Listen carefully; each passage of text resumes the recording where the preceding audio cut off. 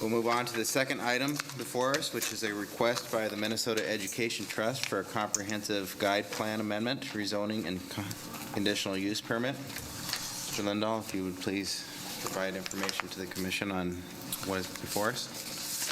Mr. Chair, members of the commission, thank you. So I just kind of reposition my notes here. As you mentioned, the item before us includes three applications. A comprehensive plan amendment, a rezoning, and a conditional use permit to basically reestablish or repurpose the existing building at 15400 South Robert Trail into a church or place of worship. The subject property is located on the east side of Highway 3, south of County Road 42 and north of County Road 46. Some of you may remember that this was part of the South Urban Gateway planning study about a year ago, and we'll be referring to that study a little bit as we go through the presentation. To give you a little bit of background on the property, it was originally constructed in 1961 and was home to Satellite Lanes Bowling Alley. In 2012, the current owner at that time was AMF City Limits Lanes, and they closed the property and began marketing it to other users. In February of 2014, the current owner, John Zelmer, purchased the property. In November of that year, so of last year, the city approved a comprehensive plan amendment that changed the land use from community commercial to regional commercial in accordance with and in cooperation with the then owner and the recommendations from that South Urban Gateway study. Since that time, the current owner has been operating a landscaping business on the site. So the interior basically has been completely removed, and it's a large open kind of warehouse space, and they store their equipment and operate their offices out of the building. To give you a little bit more background on the applicant, the Minnesota Education Trust is the applicant, and upon city approvals, they would intend to make the property available to the Muslim American Society of Minnesota, who would operate a mosque and what they call a community center on that property. They operate three other facilities in St. Paul, Inver Grove Heights, and Blaine, and just to give you a little bit of background on them. The applicant is proposing to repurpose the property in two phases. The floor plan that's on the monitor in front of you is also included in your packet. Basically, the northern third of the property would be phase one and include, this is the main entrance to the building, offices and a conference room, restroom facilities, and the main prayer room for the facility. The applicant then indicates that phase two is scheduled to begin approximately a year from opening and would include the build out of the remainder of the facility, which includes several meeting rooms, a kitchen facility, and a multi-purpose room that would be used for athletic activities, larger meetings, maybe even weddings or other parties and that kind of thing. The applicant has, again, indicated that they are intending to use the property primarily as a church or a place of worship. In their narrative, and noted in your staff report, they list some other accessory kind of activities typical of a church use, Sunday school, as I mentioned, meetings or community events or weddings and that kind of thing. Sunday school, daily prayers, and Friday prayers also. So Staff just wants to note that the primary use of the property, again, as a church, is a conditional use under the proposed zoning. These other activities that they've mentioned are typical kind of accessory uses that go along with any other church use, and are permitted on an occasional or periodic basis, just like any other church. But the primary use of the property would be the church. The applicant had originally talked to the city about including a school as part on a weekdays as part of this particular property. That the preliminary discussions, again, we talked about that not being allowed under the proposed BP zoning district, and the applicant has agreed to that at this time.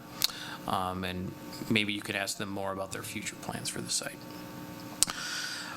So, moving into the three different applications that are before you tonight, again, the first, they include the comprehensive plan amendment that involves changing the land use to BP Business Park, a rezoning of the property to BP Business Park, so it'd be consistent with the land use change, and then a conditional use permit to specifically allow the church use under that business park zoning. So the comprehensive plan amendment application, again, proposes to re-guide the property from the regional commercial use that was just changed last November to this business park use. So the subject property here being regional commercial, proposed to be business park use. Again, you can see this represents an extension of the business park use to the, or land use designations to the east. And taking a look at the criteria for approving the conditional use permit, we look at whether or not the property is consistent with the plan, the goals and policies of the comprehensive plan and the surrounding land uses. Staff finds that it is consistent with the overarching goals of the comprehensive plans that are included in your staff report. There's also a table that lists the surrounding land uses and notes that the proposed use would be consistent with those surrounding land uses. It's also worth noting that comprehensive plan amendments require local governments to inform the surrounding communities of the change to the land use application. That's a requirement from the Met Council, and these land use changes also need to be approved by the Metropolitan Council after final action by the city. So the city did submit notification to the surrounding communities on the 17th of August. Since that time, we've heard back from the communities of Egan, the school district 196 and 200, Apple Valley, Lakeville, and Integer Township, all of which have stated that that it doesn't impact their community and they don't anticipate any comments coming forward. We will continue to take comment for that required 60-day period, include that information as this application moves on to council, and then eventually, after action by the council, it'll be part of the overall application that goes to the Met Council for approval. So that covers the comprehensive plan amendment. We'd move on to the zoning change. As I mentioned, the zoning change moves on to to rezone the property from its current zoning classification, which is C4 General Commercial, to BP Business Park, again consistent with the proposed business park land use classification, and again consistent with kind of an expansion of the neighboring business park zoning district to the east. There are 4 criteria to take a look at as part of the rezoning application. The first 2 of those are consistency with the comprehensive plan and compatibility with present and future land uses. Those are basically the same criteria that are part of the comprehensive plan approval process. So we've just talked about those, and staff believes it's consistent with both of those requirements. Next, we would look at the third criteria would be consistent with the new zoning standards. So the subject property, again, was built in 1961. So in taking a look at this property, we looked at the zoning classifications or standards that are currently in place.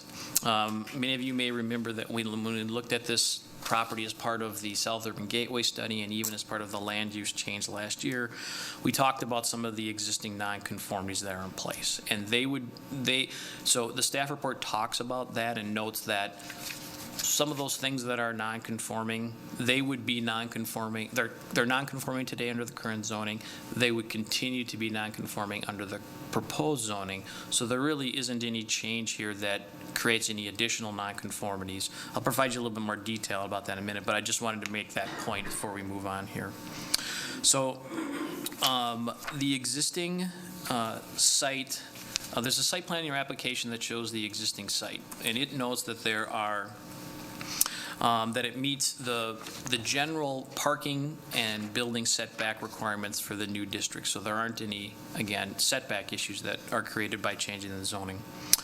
The nonconformities that I mentioned really focus in on the areas of the site and building standards that were recently added to the zoning ordinance. The city added some of these more specific design criteria standards in the middle part of the 2000, 2005, 2006 area.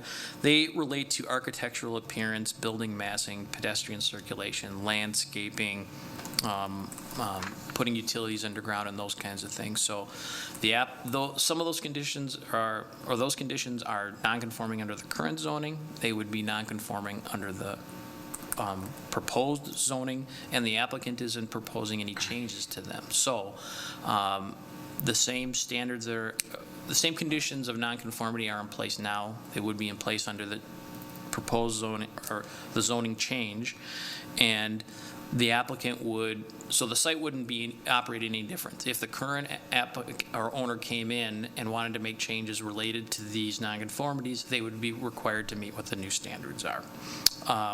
If the rezoning occurs, the same situation occurs. The new owner would be facing the same standards as conforming to what the current zoning standards are. So they can be maintained, even repaired. They just can't be expanded without meeting what the new standards are. Part of repurposing of the site also includes taking a look at the parking standards. The survey that's, again, part of your packet notes that the site has 210 parking stalls. The zoning ordinance requires that that churches provide one stall per every 3 seats in the largest assembly room. In this particular case, the largest assembly room is the prayer room, and the floor plan doesn't show a number of seats, and we can talk a little bit more about the architect and the applicant about their design in a minute if you'd like.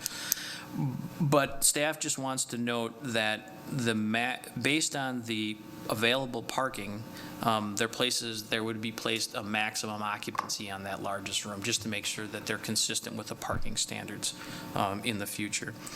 And preliminary talks with the architect and the applicant have said that they're agreeable to that. There are also some other details to work out as far as the occupancy level of that room and specifics as far as exiting and that kind of thing. And we can work that out as we move through the building permit process. But it's noted in the report just to make sure that the applicant's aware of it and we're working towards resolving that issue. The site inspection of the property also noted that the age of the property and the activity that's occurred there lately, the striping of the parking lot's pretty faded. So we're suggesting that, or recommending a condition of approval. I'll ask them to restripe the parking lot to make sure that all the spaces are visible to new patrons of the property. There's also a gravel area on the back side of the property here as part of an entrances, the overhead doors that were added to access the site for the landscaping business. Condition of approval asked them to either blacktop that or put it back to green space so it'd be consistent with the current standards. There's also a little bit of debris associated with the landscaping business, presumably, that's in place, and we'd ask that also a condition of approval recommends that that's cleaned up prior to issuing a certificate of occupancy for the property.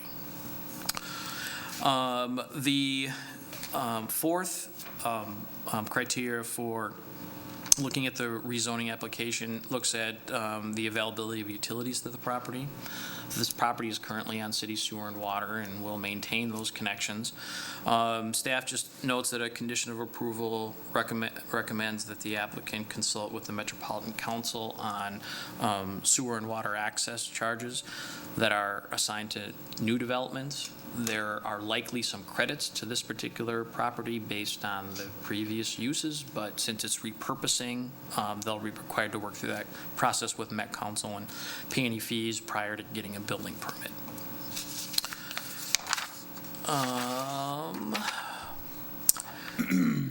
Next, we would take a look at the landscape plan for the property. Oh, I'm sorry, we take a look at the elevations for the property. The site, again, well, actually, we'll move into actually looking at the stands for the conditional use permit generally, which would talk more specifically in a second about the elevations. So as a conditional use permit, the city has generalized conditional use permit standards that are listed in your staff report. The first 7 of those talk generally about conditional use permits. The 8th and the final one requires that we look at any specific conditions that could be associated with this particular type of conditional use. And so we'll talk about those here as we move through the rest of the report. So the first of the standards talks about or looks at that the proposed church will not be a use that will be detrimental to the public health, safety, and general welfare. Again, we've talked about the general use being consistent with the proposed land use and zoning changes. One thing we did note that during a site inspection, and we discussed preliminarily with the architect, is that the existing light fixtures are dated and wouldn't meet what the current standards are. So we're at condition of approval, ask them to update those exterior light fixtures. There's one light fixture in the middle of the parking lot to illuminate that area, and then several wall lights around the building. So we're just asking if those are updated as part of the update of the facility or the exterior of the building. There's also an obsolete large satellite dish on a concrete post in the northwestern corner of the building next to the entrance that I'm sure was part of getting television reception to the original bowling alley when it was open. And again, it's an obsolete piece of equipment, and we're just asking that it's removed as part of the approval. The second condition looks at whether the use will be harmonious with the objectives of the comprehensive plan and city code. We've again mentioned that it's consistent with the proposed land use and rezoning.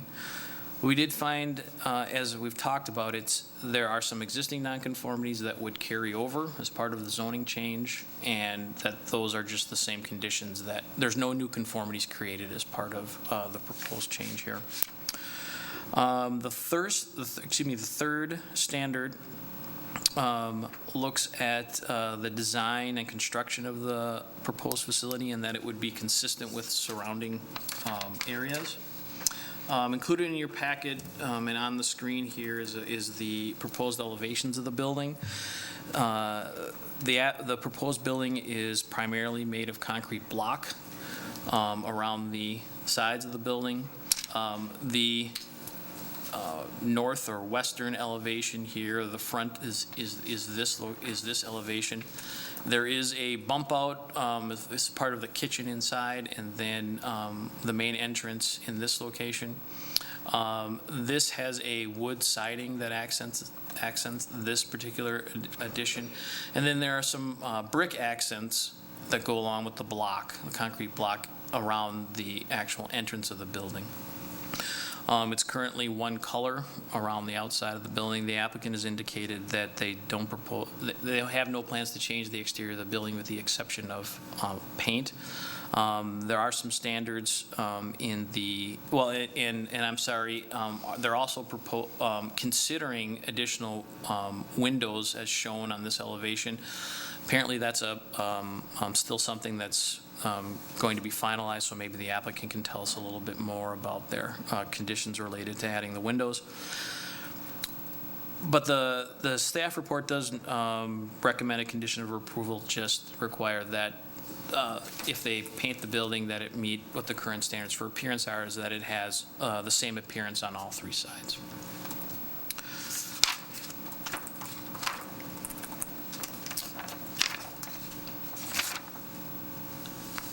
So moving on, the fourth condition has to, or takes a look at public facilities for the property. There are no changes to existing public facilities or the grade of the property. Staff did notice that there may be some minor maintenance issues with the existing trash enclosure.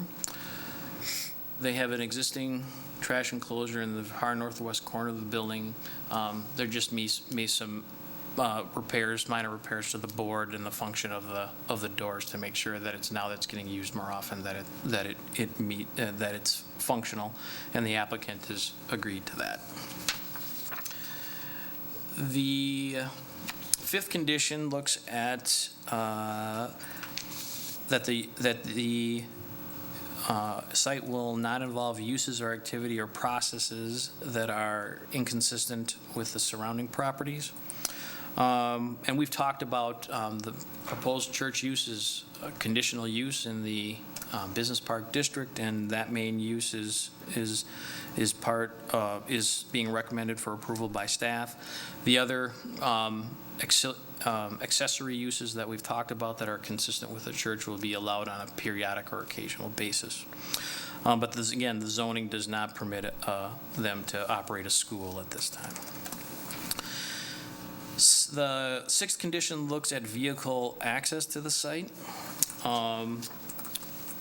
We can see that the site has an existing access to South Robert Trail, and that's functioned for the past uses of the site. Staff notes that there may be some additional peak activity based on the fact that this is a church use, but we don't anticipate any issues with the access to, the existing access to the property. The seventh condition looks at loss of natural, scenic, or historic features, and there are no, those aren't issues for this particular application. There are no changes related to those. And then finally, as I mentioned, the eighth condition asks you to look at any specific conditions for this particular use. In this case, the zoning, or the only condition for churches and places of worship as a conditional use is that they have access to or are within 350 feet of a collector or minor arterial road, and South Robert Trail is a road that qualifies under this standard. So that carries through the criteria to review the comprehensive plan change, the rezoning change, and the conditional use permit change. And staff would take any questions you have at this time. Thank you, Mr. Lindo. Are there any questions of staff by the commission? I do have a question for you. If the applicant wishes to, say, put a fence between their building or their parking lot and the railroad tracks to provide a barrier, would that be considered some sort of an addition or something that would subject them then to zoning, or is that something that could be considered without having to look at having the building refaced or meeting the current zoning standards? Fences for this or any other property in town are an administrative building permit. So if the applicant came in and decided that they wanted to do a fence, they would submit the typical building permit application that details the type of fence they want to build and submit site plan similar to what you see in before you in the location, that shows the location of the proposed fence. And Rosemount fences can be up to 6 feet high and go up to the property line, as long as they're not in the front setback area. So those standards would apply here, and we would review fence as an administrative building permit. So there wouldn't be any, it wouldn't be part of the conditional use permit or any of the other applications that are before you tonight, and it wouldn't come back to the planning commission. But it wouldn't also change the need for the applicant to provide additional upgrades to the building that they weren't anticipating, would it? Correct. Could you clarify, has the property been purchased by the applicant yet, or is it in negotiations currently? It's my understanding they have a purchase agreement, but the applicant could provide you a more detailed answer.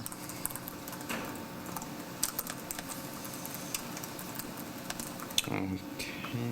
Oh, and the last question that I'd have for you, Mr. Lindahl, is based on the parking and some of the limitations you discussed, what is the maximum occupancy that they would be permitted without any additional?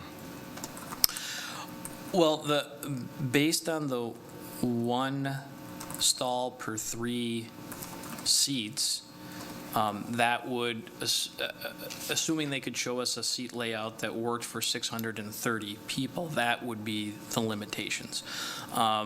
Absent a seating plan, the building code has some standards related to, based on the occupancy of the room, assign an occupancy load based on square footage, and we would work out we would work out that number in coordination with the applicant and their needs and what the building code limits the building to. It's my understanding, well, and I should say, the zoning would trump all of that. So they can't have a higher occupancy load to that room than the parking would allow. So the maximum occupancy load would be 630, regardless of what the building, if the building code would allow a greater number of people in that room. Does that answer your question? It does. Thank you, Mr. Lindahl. Are there any other questions by the commission or staff? I have a question, Mr. Lindahl. So in regards to item number 6, around creating or not creating traffic congestion or interfering with current traffic patterns, heading southbound on Robert Trail and pulling into this facility, there currently isn't a left turn lane, correct? It's a 2-lane highway on Robert Trail heading north and south. Yeah, I believe that's correct. And so I do have concerns, particularly during peak hours, about there being traffic congestion, particularly since the last time this building was in use for commercial uses was years ago, and traffic patterns have changed since then. It is a concern of mine, and I think it's worth at least considering some sort of traffic study on what it would look like, because especially during peak hours, if there are cars turning left into church, it could cause some major congestion problems. Mr. Chair, members of the Planning Commission, I can tell you that as part of the end of the South Urban Gateway study, the city was having conversations with MnDOT about access along that whole stretch of that area. And we certainly could get an update from them on their process. I know that looked at access to sites along that road and turning lanes and that and what have you. Certainly, if you want to include a recommendation to the council as part of your proposal here that asks for consideration of access to the site southbound with a turn lane, and to have the city's engineering staff work on that, we can certainly take a look at that for you. Okay. And I will note, too, that there is a bypass lane to that side of the highway. So I don't know if, Mr. Henry, you're aware that there was a way to get around that. So, I'm sorry, Mr. Chair, are you telling me that there is a turn lane, a right turn lane for? And, there's a bypass lane to allow the middle lane traffic to bypass turning traffic. Okay, yeah. But there isn't a There's no dedicated turn lane. No.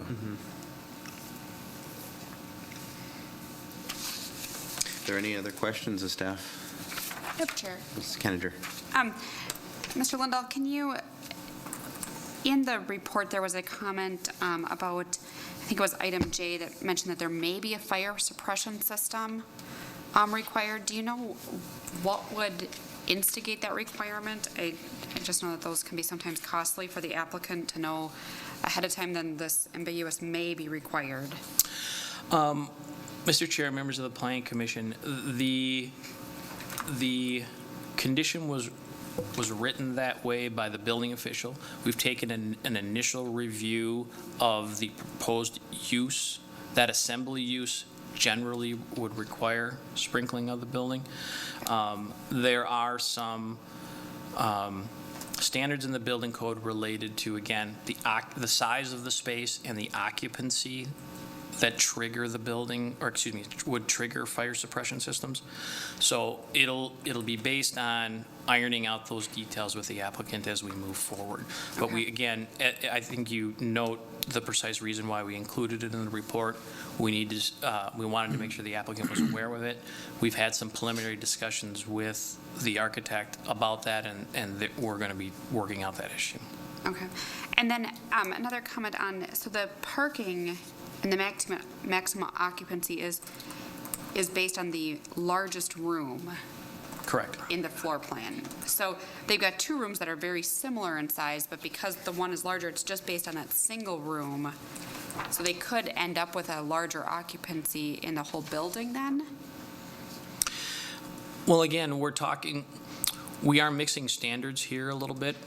There's the parking standard is specific to the number of seats in the largest room. So the parking standard would set the limits to that room.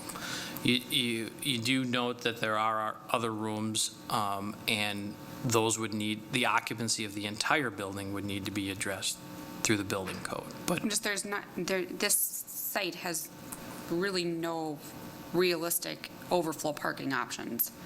So that, so if there is more, if you've got something going on in the prayer room and the multipurpose room, and you exceed that parking, there's not a whole lot of spaces elsewhere for people to park. So I just want to make sure that we've got what that occupancy looks like, because I feel like that could be a problem. Mr. Chair, members of the Planning Commission, I think you raise a good point, but I guess I would also offer that this is a very similar layout for other churches. They have large, central worship spaces, and then they have other assembly rooms. And in most cases, the operation of a church is usually, peak activity in one particular room or the other. And I believe that the planning, at least the parking standards, were designed kind of in that context, that it assumes that the entire site is rarely used altogether. And we are applying the same standards for parking here that would be applied to any other church in town. So, and we haven't noted parking challenges with other churches in town.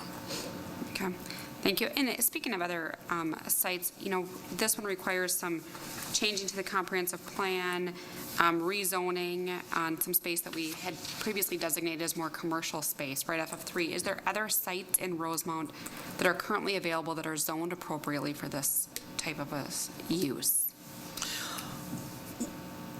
Mr. Chair, members of the Planning Commission, as was shown on the map that we've highlighted for you in your packet as part of the land use and zoning changes, there is other business park land, both zoned and guided, available in the community. So that, to answer specifically your question, in this case, again, the applicant has come forward and with interest in this particular property, and consistent with the direction from the South Urban Gateway study, staff's recommendation to change the land use and zoning to allow the business park use and let the private market promote redevelopment in this area. Thank you. Are there any other questions of staff? Fine. Yes, Ms. Freeman.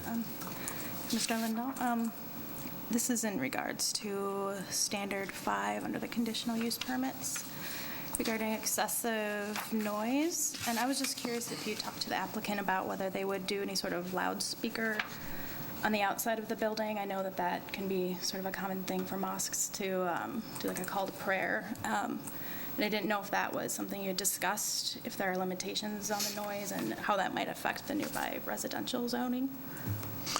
Thank you, Mr. Chair, members of the Planning Commission.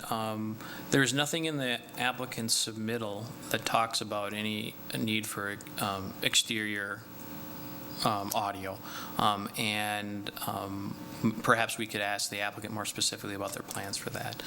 The city does have standards related to noise that apply generally to the zoning district and commercial uses, and generally speaking, the standard is that any exterior noise isn't audible from neighboring properties. Thank you. Chair, I've got a couple more questions. Yeah, I'd like Mr. Forster to. That's fine. Go ahead. Okay. Ms. Kenninger. Mr. Lindahl, can you speak to, is there any plans for signage on the road or a monument or anything of the sorts for the church? Mr. Chair, members of the Planning Commission, the site survey notes that there, I'm sorry, I guess it doesn't appear to be shown on there, but there is an existing ground sign in this location. We've talked specifically with the applicant and noted that it's a ground sign with basically just poles that support a vacant frame for a ground sign, and that current standards would require that there be a masonry base for any new signage. So essentially it would be existing non-conforming issue again. And they would be allowed to maintain that or just change the face of it and use the existing sign. If they wanted to change the height of it, change the location of it, change the dimensions of it, they would be required to meet those new standards. And we've talked a little bit about that with them. They've indicated that they would just, they intend to just change, put in a new face and maintain the existing sign. The elevations do show some areas for wall signage over the existing entrance. Similar to the fence question that was asked previous to this, the changes to the signs are an administrative permit, and as long as they met the standards for the district for wall signage or ground signage, staff would issue a permit for sign changes. On the reference of the elevations, we've got two different elevations in our packet. Is there a difference between the two? Mr. Chair, members of the Planning Commission, the applicant actually noted that after the packet had been distributed, that one of them is inaccurate. So I believe my packet's been updated, so I'm sorry. I believe Probably it's the first one in your packet is the. Probably the one that says charter school on it. That one is inaccurate and should be removed. And then one last question. With the proximity to the railroad there, is the applicant concerned at all, or has there been conversation about the noise from the trains that could come by during their prayer hours or anything? Mr. Chair, members of the Planning Commission, in my conversations with the applicant, they haven't raised any concerns about the train, but certainly we can ask them as part of follow-up tonight. Thank you. Thank you, Mr. Lindahl. Mr. Forster, did you have a quick question? Mr. Lindahl, I do. I'm curious about the existing pole light in the parking lot and whether we would require, it maybe was enough, I don't know if photometrics have been done on the parking site, on the parking area. It seems from a safety standpoint, maybe more would be required to meet current standards, and whether we've talked to the applicant about that.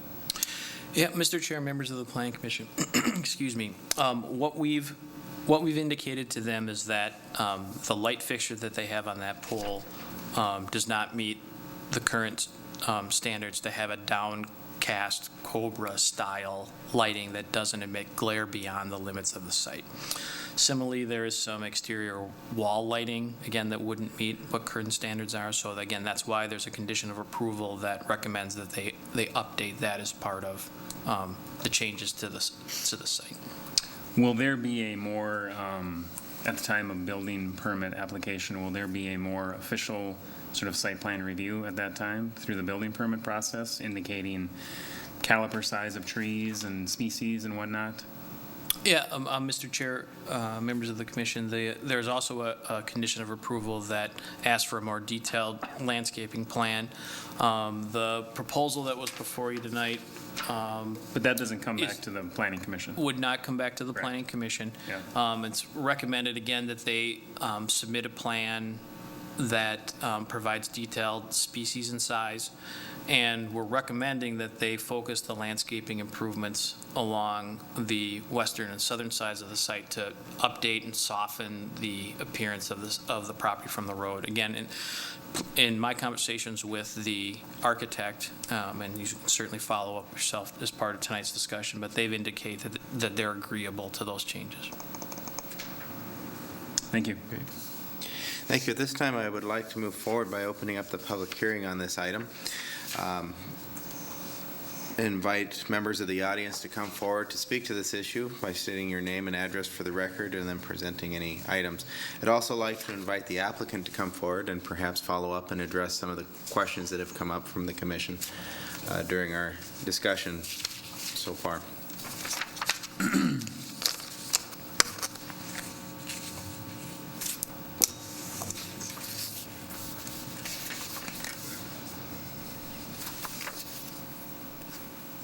Thank you for having me, Mr. Chair and members of the commission. My name's Dean Benninga. I'm an architect with ATSR Architects, 8501 Golden Valley Road, Golden Valley, Minnesota. I have been the architect for this group for 8-10 years now, working in the Invergrove facility previously, and they came to me and said, "We found a great building in Rosemount. Can you turn it into a place of worship for us?" So we did look into a charter school at first and working with your staff, understanding your zoning rules and ordinances, understand that a charter school cannot exist here. But we've been working together with Jason and the staff, Kim, and trying to follow all the rules and understand the needs so that this becomes really a community piece for all of the committee members that, community members that choose to celebrate together in this building. So I can answer architectural and engineering questions, but I can't really answer questions about the intent or the owner's design. Good evening. My name is Asif Rahman. I am the president of Minnesota Education Trust, and I'm glad to be here and answer any questions. I'm glad that you're here to listen to us as well as we pursue a much-needed service in the city of Rosemount and the surrounding cities. Okay, great, thank you. If you're okay to take questions, I do have a couple, and I believe some of the rest of the commission does as well.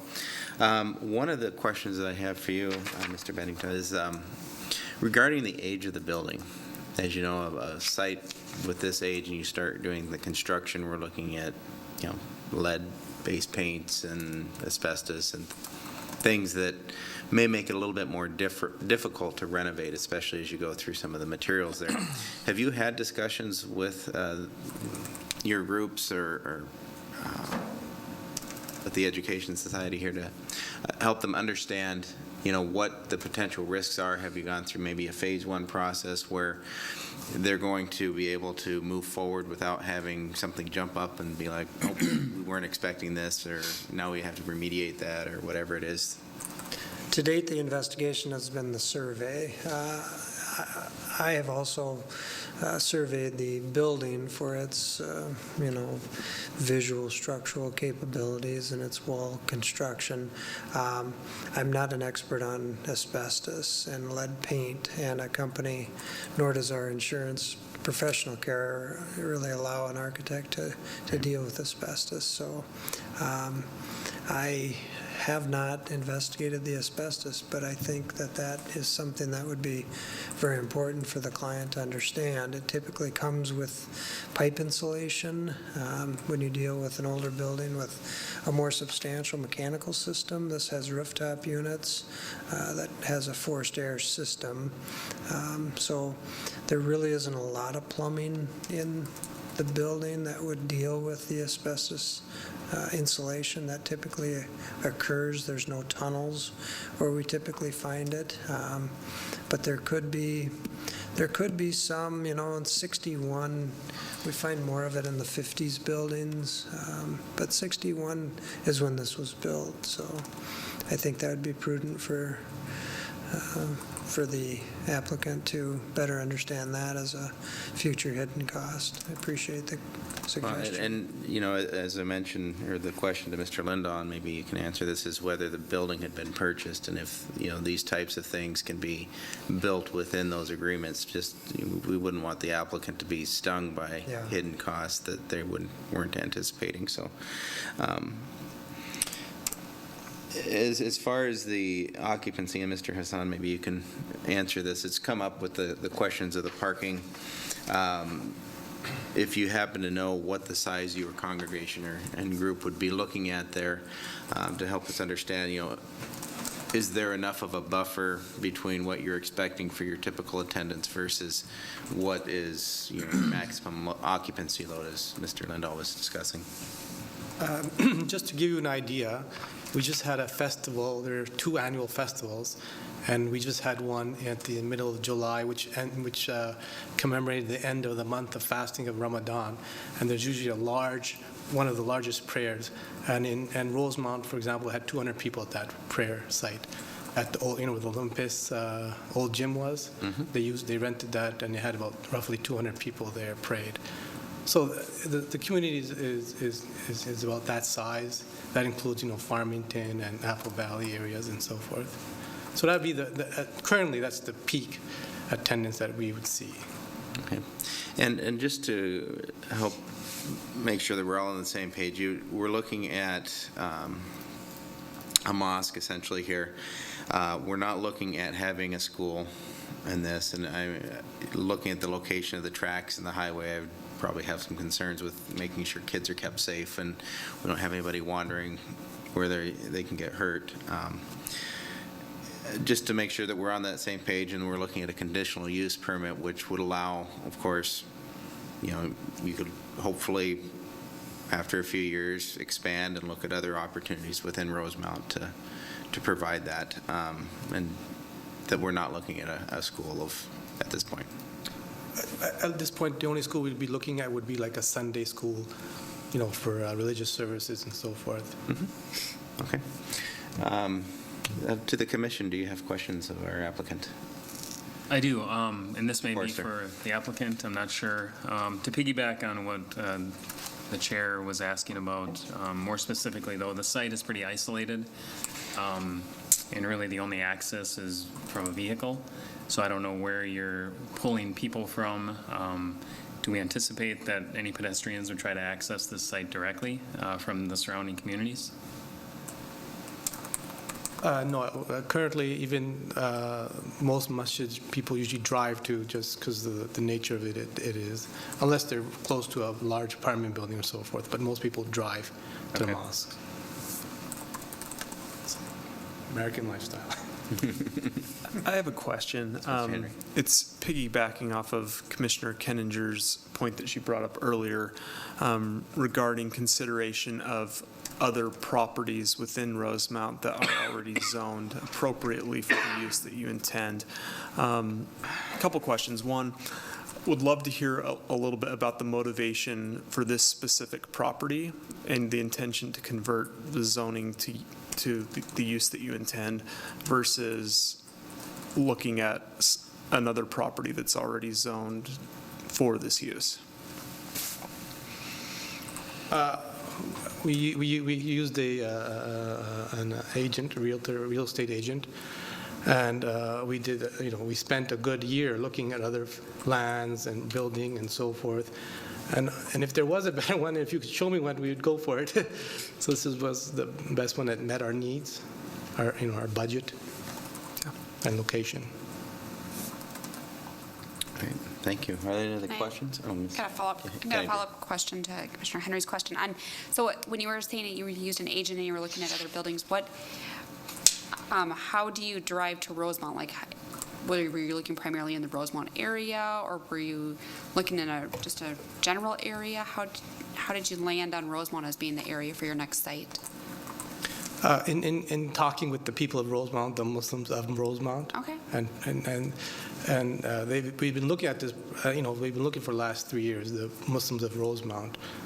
And this is Kind of your active congregation that Yeah. helps Correct. drive. Okay. One more question I've got. Do you have any concerns with the train noise as it comes through? I don't know I haven't been in that building in years, so I don't know. And before, when it was bowling alley, you heard the balls and the pins, so you didn't hear the train as much. But noise with the train during prayer time? Typical prayer time would be about, the service would be about 30 minutes, and the prayer would be about 5 to 10 minutes. So I would not really be too concerned. We have one facility that's on a train track right now, and it's not been brought up, and people have not really complained about it. So I know it's more of a industrial, it's not like a commercial where there's a train every 5 minutes or something of that Right. sort. Perfect. Thank you. Thank you, Ms. Kenninger. Are there any other questions of the applicant? I have one last one, yes. I'm not sure if it got brought up already, but I assume the entire sort of mechanical system will be replaced, and will we have new rooftop units? And a question to staff then, after this part ends, is will that drive the need for screening on the roof if it already hasn't been sort of discussed? Currently, the rooftop units, I believe, are screened, and we would need, the most economical way to go is to put additional rooftops on to supplement the existing system. Pretty much takes care of the occupant area where the bowlers sat, and there's really no supply down where the lanes were. And so it would be phased. We may look at relocating the existing units. They were just replaced 8 years ago, and they're in pretty good shape. With this first phase, we wouldn't need ventilation for the second phase, and the existing rooftops might handle it. So again, definitely following the ordinance of screening the rooftops. But I guess we would ask you if that kicks us into needing to upgrade the whole exterior, if we put any windows in, or if we put, any rooftop, move any rooftops or add new rooftops. I'd like them, so Okay, that's thanks, part yeah. of the design process too. I think it'll be a good follow-up question here for Jason. Mr. Chair, members of the Planning Commission, just quickly, my recollection of being on site is the same as the architect, that there is some existing screening of the rooftop units. The building and the whole site sit up pretty high, so it's certainly not something that I noticed being on site. We can certainly confirm that as we go through the process. If they added units, they would, any expansion would require meeting what the current ordinance standards are. So if they add units, those would be required to be screened. To kind of just answer the second part of that question, that particular improvement wouldn't trigger the other required improvements to the exterior of the building. It would only be if they actually expanded the building or made some other substantial facade changes that would trigger the other standards. Thanks. Thank you. Thank you. I believe that's all we have for questions of you. If you have any other comments, otherwise, if there's anyone else in the audience that wishes to speak to this matter, we'd certainly be happy to take that. Thank you for having us. Okay, thank you.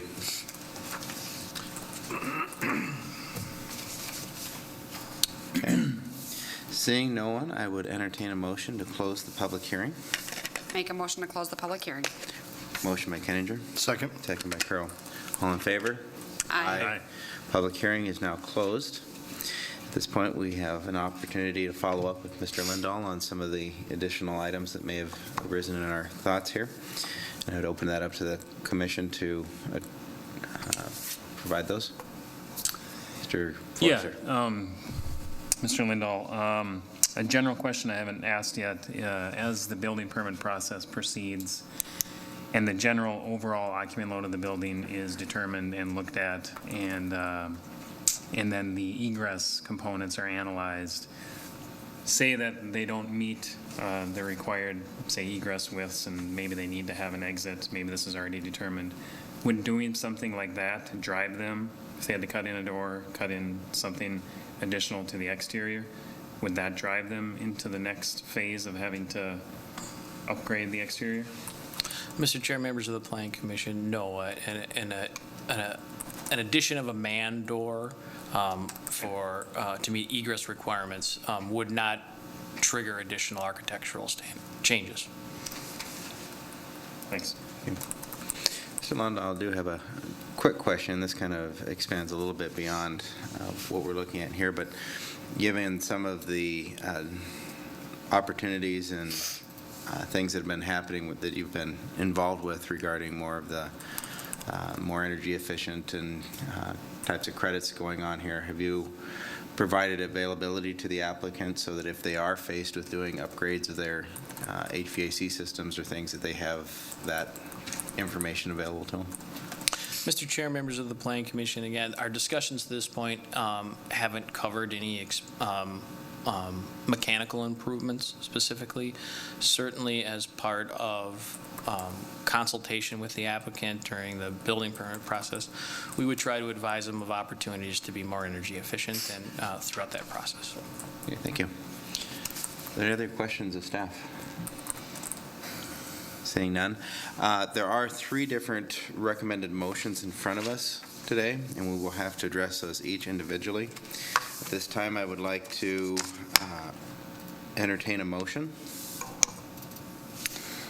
I will make a motion to recommend the City Council approve a comprehensive plan amendment changing the land use designation of the property located at 15400 South Robert Trail from RC Regional Commercial to BP Business Park, subject to the approval of the comprehensive plan amendment by the Metropolitan Council. Motion by Kenninger. Is there a second? Second. Second by Henry. All in favor? Any opposed? Motion carries by unanimous consent.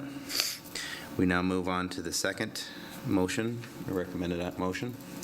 We'll make a motion to recommend the City Council approve rezoning the property at 15400 South Robert Trail from C3 Highway Commercial to BP Business Park, subject to approval of a comprehensive plan amendment by the City and Metropolitan Council. Motion by Kenninger. Is there a Second. Second by Henry. All in favor? Any opposed? Motion carries by unanimous consent. We now are faced with the third recommended motion. I recommend a motion for the City Council to approve a conditional use permit for 15400 South Robert Trail to allow establishment of a church place of worship subject to A through J with a recommendation to the City Council that they look at and review possible traffic congestion studies on Highway 3 with the addition of this place of worship. And by they, you are referring to the council and not the applicant. Yes, the City Council. Thank you for the clarification. Second. Second by Kenninger. All in favor? Aye. Any opposed? Motion carries.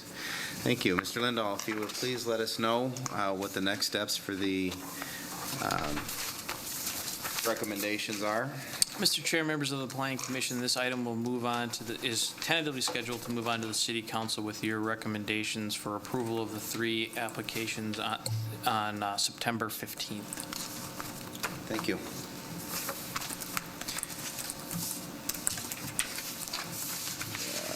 Let's see here. At this point, we are now past the public hearings. Is there any old business? Mr. Chair, there is no old business. Thank you. Any new business? Mr. Chair, there isn't any new business. How about reports? Yeah, one brief report, Mr. Chair, members of the Planning Commission. You may have received a card in the mail like this recently. If you haven't, you will soon. Just inviting you to the Dakota Aggregates Open House that's scheduled for September 10th from 11 a.m. to 7 p.m. Staff will post this as a public meeting for the Planning Commission, and you're all certainly invited to attend anytime during those hours. Okay, we don't need to worry about quorum issues, right? No, that's why we will post it as a public meeting to Perfect. make Thank sure you. that we cover that. Thank you. At this point, is there anything else? I have Kendra? a question for staff. Jason, last year, back in November, actually it was December, we had reviewed a planning or a permit for Schaefer mineral extraction, and we had talked with Mr. Zweber at the time of doing a tour of that site in the September timeframe, and he was going to set something up. Seeing that he's no longer with the city, is it possible to get that tour set up before that comes in? I know we had a lot of residents that were vocal about that permit renewal. Mr. Chair, members of the Planning Commission, your question is actually very timely. One of the last things Eric and I did was to have kind of just a general check-in meeting with the representatives of the Schaefer mine on the site. So we did that just recently in the last few weeks. And we've talked about the applicant getting his application together for the fall and having the opportunity for the Planning Commission to tour the site if they desire to do that. So once we have an official application for renewal submitted on that mine site, we will try to coordinate an opportunity for the Planning Commission to come out. But again, the applicant was remembered that condition and is open to setting that up for the Planning Commission. Hopefully before the snow flies, right? Yep. Thank you. Great. I will share one more thing. I went to that Dakota Aggregates Open House last year, and so if you have not been, it was a great event and very eye-opening to see what they do out there and be able to tour the site and drive some big machinery. Great, thank you, Ms. Kennedy. At this point, having no further items on our agenda and no further activities, I adjourn this meeting.